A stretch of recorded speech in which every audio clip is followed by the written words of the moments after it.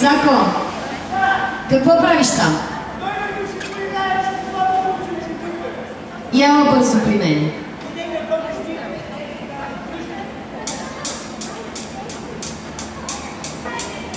Цако, ти освен да си играеш с публиката, да се биеш с техническия персонал, нещо друго можеш ли да правиш?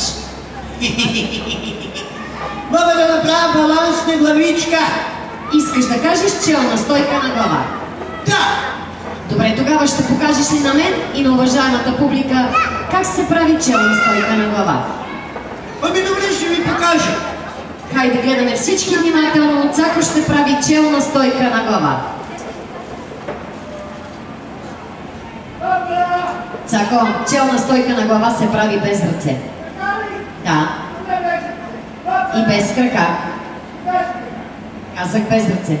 И без крака. И без ръце, и без крака, и без ръце, и без крака. Ама чакайте малко, госпожо, много бързо говорите. Ще ми стане квадрат на главичката. Цако, ти можеш ли да направиш челна стойка на глава без ръце или се оправдаваш сега тук пред публиката? Мога, обаче малко ме е срам. Е, аз какво да направя, че теб те е срам? Ами ако може едно параванче да ми дадете. Може. Момчета, донесете един параван. Абе, това не снима!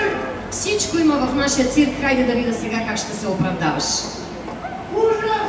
И гледам внимателно, този път искам да направиш челна стойка на глава, но без ръце. Ама може ли да не ме гледате срам, бе? О, хайде, скрий се, срамежники.